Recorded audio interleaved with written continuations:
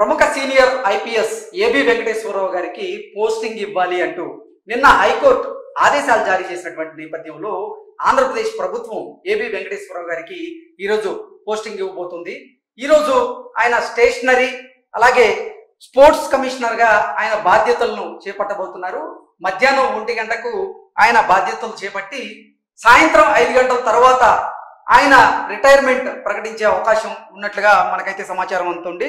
నేటి సాయంత్రం రిటైర్ అవుతున్న ఏబి వెంకటేశ్వరరావు గారు 5 ఏళ్లుగా ఏబి వెంకటేశ్వరరావు గారిని సస్పెన్షన్ లోనే ఉంచిన జగన్మోహన్ రెడ్డి ప్రభుత్వం ఎటకేలకు ఈరోజు ఆయనకి పోస్టింగ్ ఇవ్వడం జరుగుతుంది. గతంలో ఏదైతే శాఖ నుంచి ఆయన సస్పెన్షన్ గురయ్యారో అదే శాఖలో ఈరోజు ఆయన పోస్టింగ్ ఇవ్వబోతున్నారు.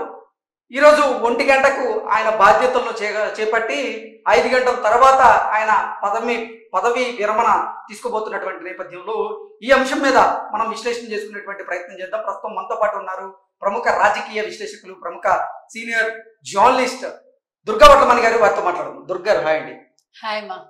ఎట్టకేలకు ఏబి వెంకటేశ్వరరావు గారి మీద ఉన్నటువంటి సస్పెన్షన్ ని ఎత్తివేసి ఆయనకి ఈరోజు పోస్టింగ్ ఇవ్వబోతున్నారు. గతంలో ఏదైతే శాఖలో ఆయన పనిచేశారో అదే శాఖలో ఆయనకి ఈరోజు పోస్టింగ్ ఇవ్వబోతున్నారు. మధ్యాహ్నం 1 గంట తర్వాత ఆయన బాధ్యతలు స్వీకరించబోతున్నారని, 5 గంటల తర్వాత ఆయన రిటైర్ అయ్యే అవకాశం ఉంది అంటూ మనకు సమాచారం అయితే అందుతుంది. దీని మీద మీ విశ్లేషణ? అంటే ఎట్టకేలకు 5 ఏళ్ళు ఆయన సస్పెన్షన్ లో ఉంచిన జగన్మోహన్ రెడ్డి ప్రభుత్వం ఆయన ఇంత పోరాటం చేస్తే 2 సార్లు క్యాట్ ఆయన మీద ఇది ఎత్తేస్తే కూడా వాళ్ళు వినలేదు. నిన్న హైకోర్టు ఘాటు వ్యాఖ్యలు చేయడంతో నిన్న ఆయన సిఎస్ జవహర్ రెడ్డిని కలిశారు. ఇంకా తప్పనిసరి పరిస్థితుల్లో ఇవాళ వారికి ప్రింటింగ్, స్టేషనరీ, స్పోర్ట్స్ కమిషనర్ గా వారిని నియమిస్తున్నారు. గతంలో కూడా వారు ఇదే దాంట్లో ఉన్నారు, వారు ఇదే పొజిషన్ లో. కాకపోతే ఏంటంటే ఇప్పుడు ఏబి వెంకటేశ్వరరావు గారు సంతోషించాల్సిన విషయం ఏంటంటే ఆయన సస్పెన్షన్ అయిన ఒక అధికారిగా కాకుండా ఈ రోజు ఆయన మళ్ళా కాకి బట్టలు వేసుకుని మళ్ళా అదే కమిషనర్ గా ఆయన రిటైర్ అవ్వబోతున్నారు. కాబట్టి అది వారికి మానసికంగా చాలా బలాన్ని ఇస్తుంది. అదే విధంగా ఇవాళ వారు రిటైర్ అయిపోవచ్చు. 1 గంటకి వారు మళ్ళా ఇవాళ పదవిలోకి వచ్చి మళ్ళీ 4 తర్వాత మేబీ 5ంటికి వారు రిటైర్ కావచ్చు. కానీ కొత్త ప్రభుత్వం కనుక వస్తే, ఒకవేళ మళ్ళా జగన్మోహన్ రెడ్డి ప్రభుత్వం రాకుండా తెలుగుదేశం కూటమి వస్తే మాత్రం వారికి ఖచ్చితంగా ఏదైనా పోస్ట్ ఇచ్చే అవకాశం అయితే ఉంటుంది. అంటే ఏబి వెంకటేశ్వర గారి పదవీ కాలం ఈ రోజుతో పూర్తి కాబోతోంది, మే 31తో. అయితే మీరు చెప్పినట్లుగా ఆంధ్రప్రదేశ్ లో గనక అధికార మార్పిడి జరిగితే ఏబి వెంకటేశ్వర గారు కోల్పోయినటువంటి 5 సంవత్సరాల పదవీ కాలాన్ని మళ్ళీ తిరిగి ఆయన పొందగలరా? అవకాశం ఉందా? ఆ పరిస్థితులు ఉన్నాయా అంటే ఏం చెప్తారు? అంటే దాని మీద ఎగ్జాక్ట్ గా మనం చెప్పలేమండి. వారు కోర్టుకి వెళ్ళి ఏమన్నా మళ్ళా తెచ్చుకుని దాని మీద ఏదైనా ఫర్దర్ గా ఇలా ఇవ్వచ్చు అని ఏదైనా తెచ్చుకుంటే వారికి ఇవ్వచ్చు. లేదు ఇప్పుడు ఎలాగ జీతం ఈ 4.5 సంవత్సరాలకి ఇచ్చేసేమని చెప్పారు కాబట్టి ఇప్పుడు జీతం అయితే తీసేసుకుంటారు. అలాంటప్పుడు వారికి మళ్ళా 4.5 సంవత్సరాలకి తగ్గట్టుగా ఇవ్వలేకపోవచ్చు. కాకపోతే వారిని ఏదైనా ఒక సలహాదారుగా నియమించుకునే అవకాశం అయితే మీరు చెప్పిన అధికార మార్పిడి జరిగితే కొత్త ప్రభుత్వానికి ఉంటుంది. అంతే తప్ప నాకు తెలిసి 4.5 సంవత్సరాలు వారు కంటిన్యూ అవడానికి అయితే అవకాశం ఉండకపోవచ్చు. కాకపోతే నేను మనం దీని మీద మాట్లాడుకున్నప్పుడు ఒకవేళ జగన్మోహన్ రెడ్డి ప్రభుత్వం ఇవాళ వారికి పదవి ఇవ్వకపోతే ఏంటి అని అనుకున్నాం మనం. అప్పుడు సిఎస్ ఇబ్బందుల్లో పడి ఉండేవాళ్ళు, ప్రభుత్వం కూడా ఇబ్బందుల్లో పడి ఉండేది. సిఎస్ ని అరెస్ట్ చేసేదాకా వెళ్ళుంటారేమో అని కూడా మనం వార్తలు చెప్పుకున్నాం. ఏబి వెంకటేశ్వర గారి మీద కక్షి సాధింపు చర్యల్లో భాగంగానే ఆయన మీద సస్పెన్షన్ విధించింది ఆంధ్రప్రదేశ్ ప్రభుత్వం అంటూ కూడా కొన్ని వార్తలు వచ్చినటువంటి నేపథ్యంలో ఆయన క్యాట్ ని ఆశ్రయించడం, క్యాట్ ఆ సస్పెన్షన్ ని ఎత్తివేస్తూ ఉత్తర్వులు జారీ చేయడం, అయితే ఆంధ్రప్రదేశ్ ప్రభుత్వం ఆ ఉత్తర్వులను సవాల్ చేస్తూ హైకోర్టుకు వెళ్ళడం, హైకోర్టులో కూడా ఏబి వెంకటేశ్వరరావు గారికి అనుకూలంగా తీర్పు రావడంతో ఈ రోజు ఆంధ్రప్రదేశ్ ప్రభుత్వం ఇక తప్పక ఆయనకు పోస్టింగ్ ఇవ్వాల్సినటువంటి పరిస్థితి మనం చూస్తూ ఉన్నాం. సో ఈరోజు సేమ్ అదే శాఖలో, గతంలో ఏ శాఖలో ఉండి ఆయన సస్పెండ్ అయ్యారో అదే శాఖలో ఈరోజు మళ్ళీ బాధ్యతలు ఆయన స్వీకరించడం అసలు ఏంటి, ఎలా అనిపిస్తుంది? అదే చెప్తున్నాను. అంటే తొందరపడింది ప్రభుత్వం, అయితే తొందరపడిందండి. ఇప్పుడు ఒక వ్యక్తి మీద మనం కక్షలు పెట్టుకోవటం ఏంటి, అతని అధికారి అంతే. జగన్మోహన్ రెడ్డి ప్రభుత్వం అంత వరకు వెళ్ళక్కర్లేదు.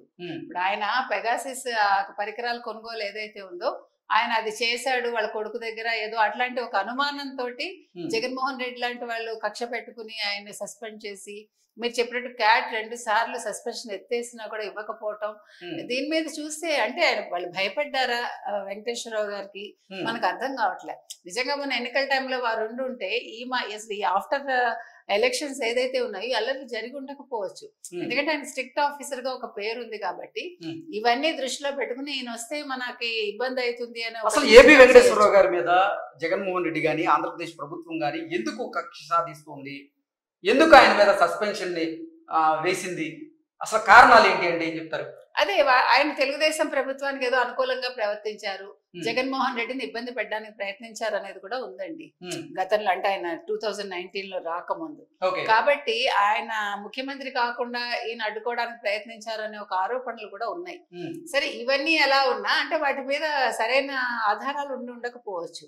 కానీ జగన్మోహన్ రెడ్డి లాంటి వాళ్ళు ఏంటంటే ఒక కక్ష పెట్టుకుంటే ఆయన ఎంత దూరమైనా వెళ్తారు. దానివల్ల ఇప్పుడు ఆయన వ్యక్తిగతంగా ఆయన కూడా ఏముంది ఇందులో, ఆయన పరువు ఆయన తీసుకున్నట్టే. ఇప్పుడు వెంకటేశ్వరరావు గారే నెగ్గినట్టు కదా చూసుకుంటే మనం. క్యాట్ ఆయన సస్పెన్షన్ ఎత్తేసింది, వీళ్ళు కోర్టుకు వెళ్ళి ప్రజాధనం వాళ్ళు వేస్ట్ చేసినట్టు.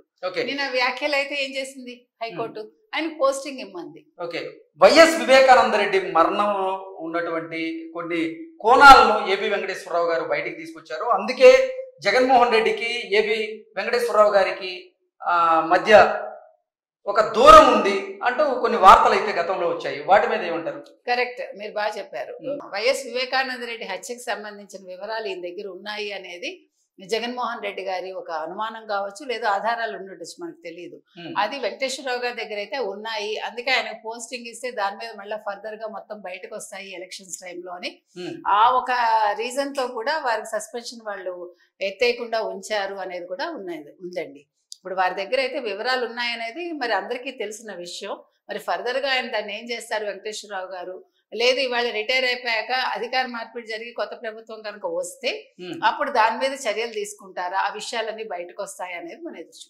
ఓకే, ఇప్పుడు కనుక ఆంధ్రప్రదేశ్ లో అధికార మార్పిడి జరిగి జూన్ 4 తర్వాత కొత్త ప్రభుత్వం అంటే కూటమి గనక అధికారంలోకి వస్తే ఏబి వెంకటేశ్వరరావు గారికి ఏదైనా పదవి వచ్చేటువంటి అవకాశం ఉందా, ఆ పరిస్థితులు ఉన్నాయా అంటే ఏం చెప్తారు?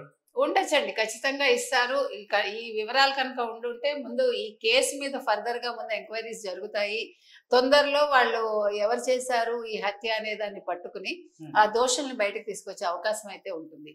ఆ విషయంలో వెంకటేశ్వరరావు గారు కూడా చాలా చురుగ్గా తన పాత్రను తను నిర్వహిస్తారని మనం చెప్పుకోవచ్చు. ఏదేమైనా వెంకటేశ్వరరావు గారికి ఇవాళ రిటైర్మెంట్ రోజు ఒక మంచి తీర్పు వచ్చింది ఆయనకి. ఆంధ్రప్రదేశ్ ప్రభుత్వం దిగొచ్చి వారికి పోస్టింగ్ ఇవ్వటం అనేది వారి విజయంగా వారు భావించవచ్చు. ఓకే అండి, థ్యాంక్ యూ సో మచ్.